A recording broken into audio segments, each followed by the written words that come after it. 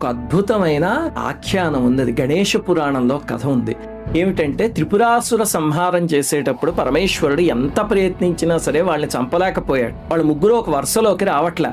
అప్పుడు బ్రహ్మగారు, స్వామి గణపతిని పూజించకుండా ఎంత బృహత్ కార్యాన్ని ప్రారంభించావు, నీకేనా నాకేనా ఎవ్వరికైనా ఆది పూజ స్వామికే కదా అంటే, అప్పుడు పరమేశ్వరుడు అవును కదా అని చెప్పి గణపతిని పూజించటానికి ఒక మండపాన్ని సిద్ధం చేసి మూర్తిని పెట్టబోతూ ఉంటే సాక్షాత్ గణపతి వచ్చి వాళ్ళ నాన్నగారి దగ్గర కూర్చున్నాడు. సరే, ఆయన పూజించి అంతా అయ్యాక నైవేద్యం సమర్పిస్తే గణపతి స్వీకరించలే.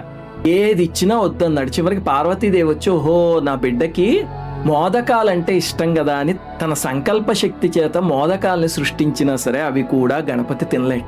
అప్పుడు ఈశ్వరుడు అసహనంతో, ఏం కావాలి నాయనా నీకు అంటే, నీ తలపండు సమర్పించు అన్నాడు. తండ్రి శిరస్సు కోరడం ఏమిటి?